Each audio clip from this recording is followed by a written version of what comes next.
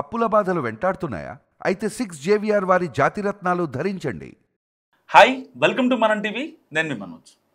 నిజంగా credit card మోసాలు ఎంత దారుణంగా చేస్తున్నారంటే ఒక ముఠ చాలా దారుణంగా చేస్తుంది. ఒక పెద్ద ఆయనకి ఫోన్ చేసి ఆయన ఆల్రెడీ క్రెడిట్ కార్డ్ హోల్డర్, ఎప్పటి నుంచో యూజ్ చేస్తున్నారు, ఒక 5 years నుంచి. సో మీ క్రెడిట్ కార్డ్ లిమిట్ ఎన్హాన్స్ చేస్తామని చెప్పి కాల్ చేశారంట. నిజంగా ఆన్లైన్లో మన డీటెయిల్స్ కానీ లేకపోతే మన ఏమీ ఇవ్వకుండా పాన్ కార్డ్ కానీ లేకపోతే మన రీసెంట్ శాలరీ స్లిప్స్ కానీ అలాంటి ఏమీ ఇవ్వకుండా ఒక క్రెడిట్ కార్డు లిమిట్ ఎన్హాన్స్ చేయడం అంటే పెంచడం అనేది నిజంగా చాలా కష్టం. సో అలాంటిది ఎటువంటి నాలెడ్జ్ లేని ఈ పెద్దవాళ్ళు ఎవరైతే ఉంటారో అంకుల్స్కి వాళ్ళని టార్గెట్ చేసుకొని సో వాళ్ళకి ఫోన్ చేసి మీ లిమిట్ మేము ఫోన్లోనే ఇంక్రీజ్ చేస్తామంటూ మాట్లాడి సో ఫైనల్గా ఆయన అకౌంట్లో డబ్బులు కాజేశారు. నిజంగా ఎంత దారుణం అంటే ఇది ఎట్లా అంటే ఏదో ఒక స్కామ్ చేసి డబ్బులు సంపాదించాలి, ఈజీ వేలో మనీ సంపాదించాలంటే ఏం చేయాలి? ఎవరో కాదు. ఇప్పుడు సపోజ్ ఫర్ ఎగ్జాంపుల్ ఒక కాలనీలో ఒక అంకుల్ దగ్గర గట్టి డబ్బులు ఉన్నాయనుకోండి, ఆ ఏరియాలో లొకాలిటీలో ఎవరైతే ఉంటారో చిల్లర పొలక తిరిగే వాళ్ళు లేకపోతే దుబారా ఖర్చుల కోసం డబ్బులు లేని వాళ్ళు వాళ్ళే చేస్తారు ఇలాంటి పనులు.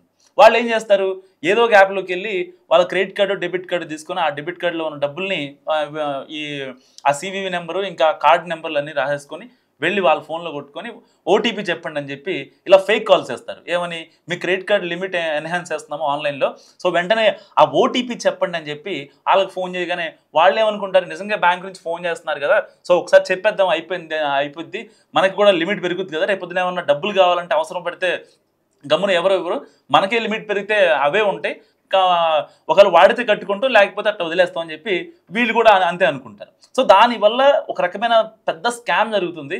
సో ఇప్పటికైనా చాలామంది గమనించండి, ఎవరన్నా క్రెడిట్ కార్డ్ ఇప్పిస్తాము, ఇక్కడ క్రెడిట్ కార్డ్ ఇప్పిస్తాము అని చెప్పి మీకు ఆన్లైన్లో ఫోన్ చేసి అడిగినా సరే స్కామే. ఎందుకంటే ఒక బ్యాంక్ పర్సనో లేకపోతే ఆ DSA సంబంధించిన ఒక ఎవరన్నా క్లర్క్ వచ్చి మాట్లాడితే తప్ప మీరు ఫిజికల్గా డాక్యుమెంట్స్ ఇవ్వాలి తప్ప ఆన్లైన్లో మీ ఆధార్ కార్డు కావచ్చు, పాన్ కార్డు కావచ్చు, ఇంకా శాలరీ స్టేట్మెంట్ కావచ్చు, శాలరీ పే స్లిప్లు కావచ్చు, ఇలాంటివి మీరు ఆన్లైన్లో పంపించడం లైక్ ఫేస్బుక్ ఆర్ మెయిల్ పంపించడం కూడా చాలా పెద్ద క్రైమ్. ఎందుకంటే ఒకవేళ అక్కడ వాళ్ళు మిస్యూజ్ చేయగలిగితే మీ పేరు మీద లక్షల లోన్ కూడా తీసుకునే అవకాశం ఉంది. పొరపాటున మీకు శాలరీ తక్కువ ఉన్నా సరే సిబిల్ ఎక్కువ ఉంటే చిన్న ప్రైవేట్ కంపెనీలు ఏవైతే ఉంటాయో వాళ్ళు డబ్బులు ఇవ్వడానికి సిద్ధంగా ఉంటారు. సో సిబిల్ అనేది చాలా ముఖ్యం కాబట్టి సో చాలా జాగ్రత్తగా ఉండాలి క్రెడిట్ స్కోర్ విషయంలో.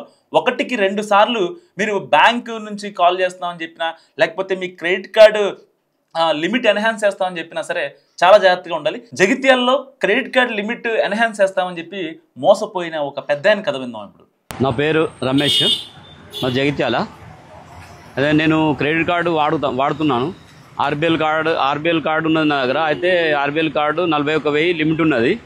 దానికి మన ఇంక్రీజ్ చేస్తా అని చెప్పి కాల్ చేసిర్రు.